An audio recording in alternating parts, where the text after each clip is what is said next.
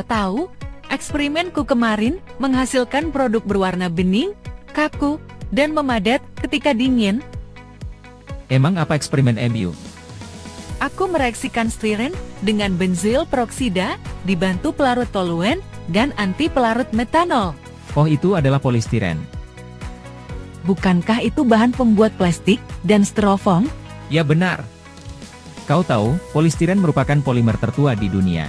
Johann Eduard Simon, 18 September tahun 1789, adalah seorang apoteker di Berlin, Jerman. Pada tahun 1839, ia secara tidak sengaja menemukan polistiren. Simon menjuling zat berminyak dari resin pohon suetgum, bernama styrol. Beberapa hari kemudian, dia menemukan bahwa styrol telah mengental menjadi jeli yang dia juluki styrol oksida styroloksid.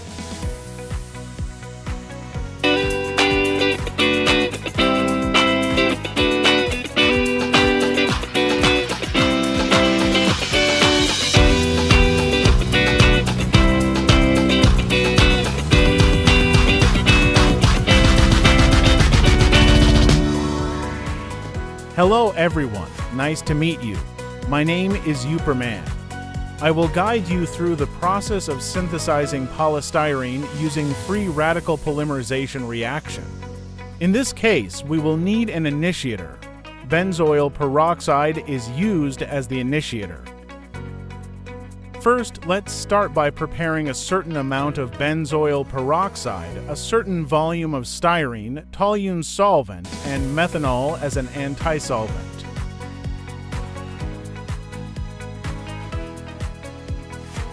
After preparing the necessary materials, we are now ready to proceed with the synthesis experiment of polystyrene.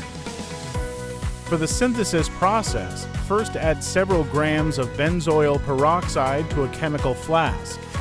Next, add a certain volume of styrene monomer to the same flask. After thorough mixing, add an equivalent amount of toluene solvent in milliliters to match the volume of styrene ... Then mix them together and heat the solution to a temperature of 85 to 95 degrees Celsius. Do you know, during the heating process, that's when polymerization reactions occur. I will explain the mechanism of the reaction that happens at that time. Make sure you pay attention to this video.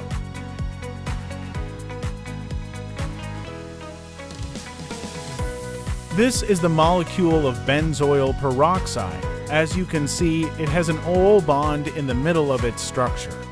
This OO bond is relatively weak, so when it receives a sufficient external energy impact, the bond breaks, forming to benzoyloxy radicals. And this is the benzoyloxy radical referred to. After becoming a radical, this compound becomes highly reactive. In this case, the mixed solution consisting of styrene molecules will be attacked by the radical. This attack will target the double bond C equals C in styrene to interact with the pi electrons of this double bond. Certainly, this step will initiate the polymerization chain reaction. When the interaction occurs between the radical and the pi bond, the radical's electron pushes each electron out towards its neighboring atom, creating a new bond. However, in this case, styrene becomes radical due to an electron deficiency. Subsequent reaction stage is also known as the propagation phase, where radicals in styrene interact with other styrene molecules, leading to polymerization. The mechanism is akin to initiation, where radicals push electrons onto neighboring atoms, creating a new radical on one of the carbon atoms. This process repeats until all monomers have reacted. After all monomers have reacted, another benzoyl radical will react with the styrene radical. This reaction between the two radicals forms a neutral molecule. When neutralization occurs, the reaction process stops. This stage is referred to as termination. After performing the heating process where the reaction occurs, the next step is cooling, followed by mixing with methanol as an anti-solvent. Selanjutnya, setelah didapatkan produk polistiren hasil sintesis, maka dilanjutkan dengan karakterisasi menggunakan 3 metode. Yang pertama, FTIR, kedua, DSC, dan yang ketiga, TGA. Pada FTIR, kita dapat melihat berdasarkan peak yang muncul pada spektrum FTIR, dapat diidentifikasi gugus fungsi penyusun dari struktur polistiren. Dari bilangan gelombang yang muncul dapat dilihat untuk karakteristik dari aromatik dapat dilihat pada bilangan gelombang 3024, 1601, 1492, 1027, 694, dan juga 537. Untuk karakteristik dari CH dapat dilihat pada bilangan gelombang 2847 dan juga 1451. Untuk analisis DSC dapat ditentukan suhu transisi gelas atau disingkat dengan TG dari polistiren yang sudah disintesis. Nah, pada kurva A menunjukkan bahwa suhu transisi gelas atau TG dari senyawa polistiren pure ditemukan pada suhu 390 derajat Celcius.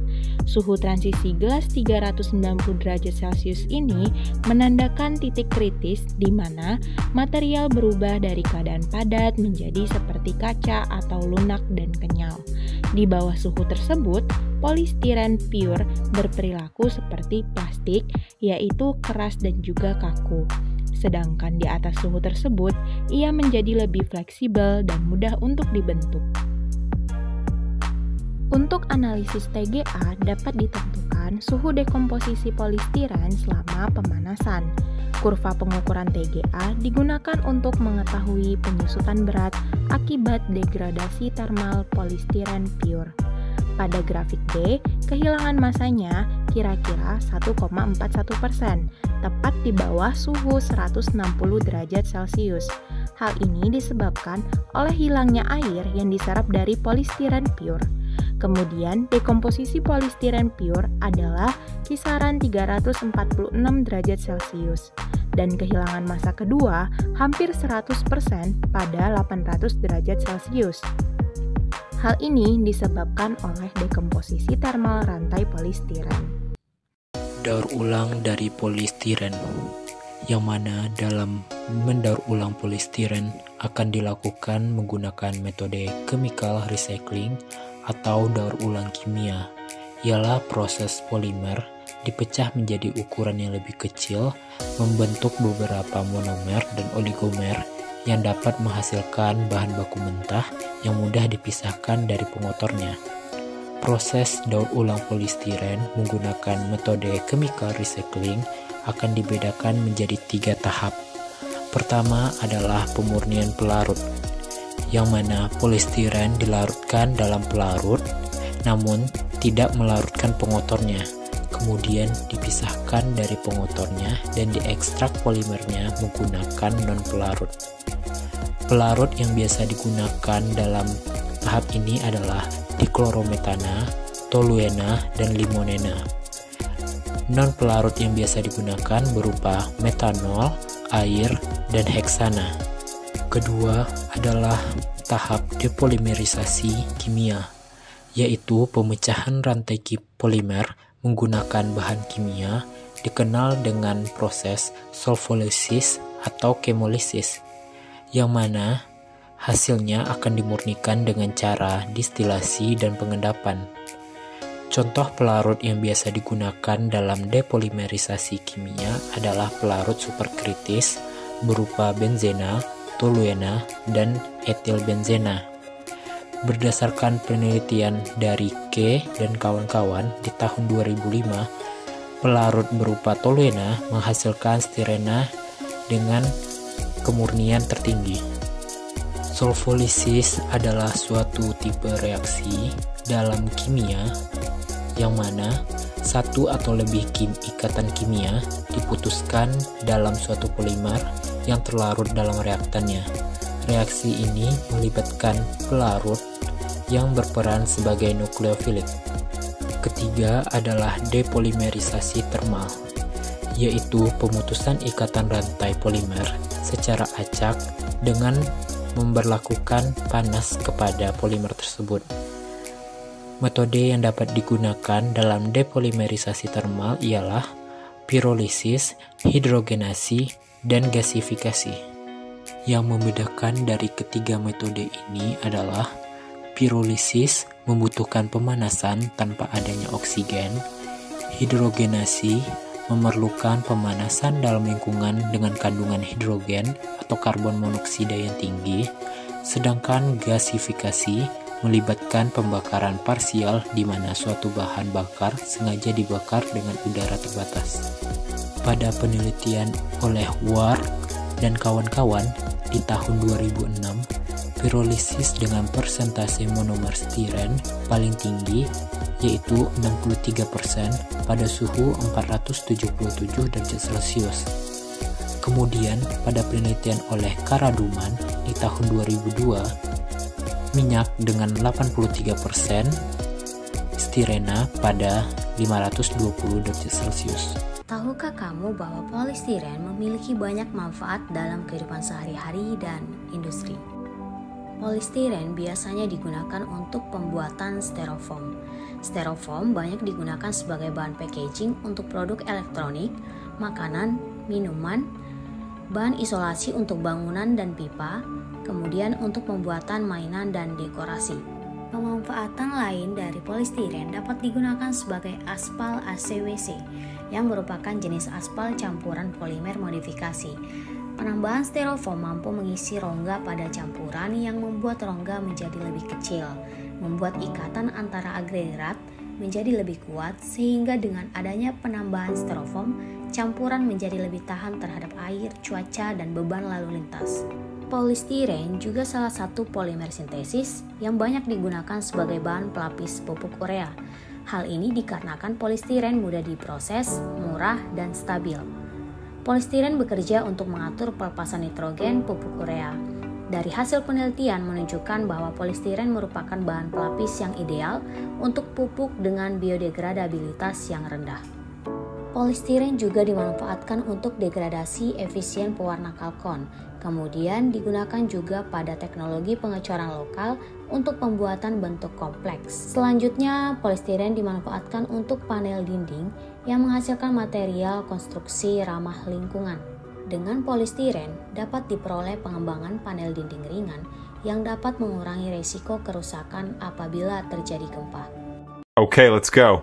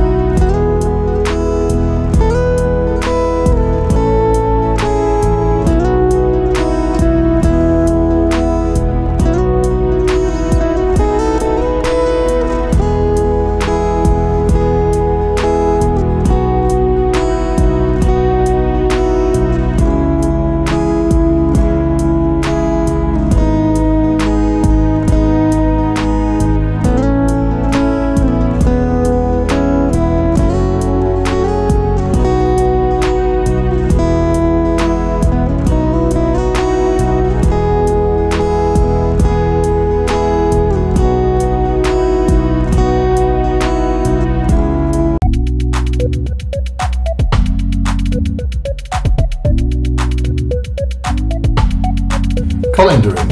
What is colindering? Colindering is a process where materials are squeezed between pairs of rollers in order to reduce thickness, to produce a texture, and to laminate two or more sheet materials. Plastics, paper, rubber, and fabrics are often colindered.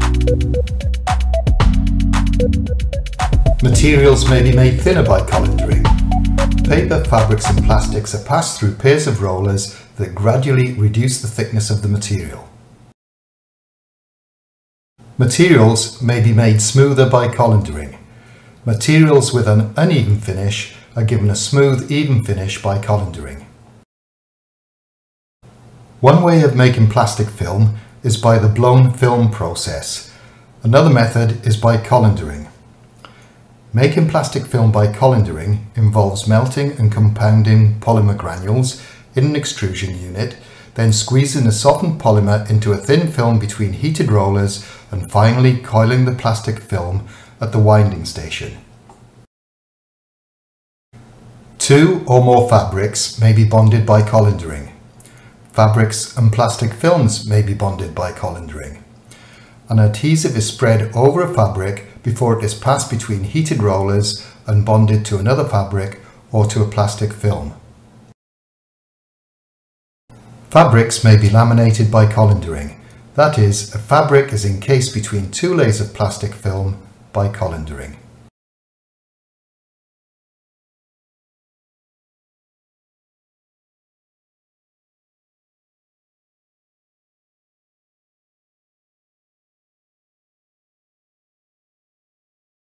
Finally, I'd like to thank you for watching, and I hope that you found this video helpful.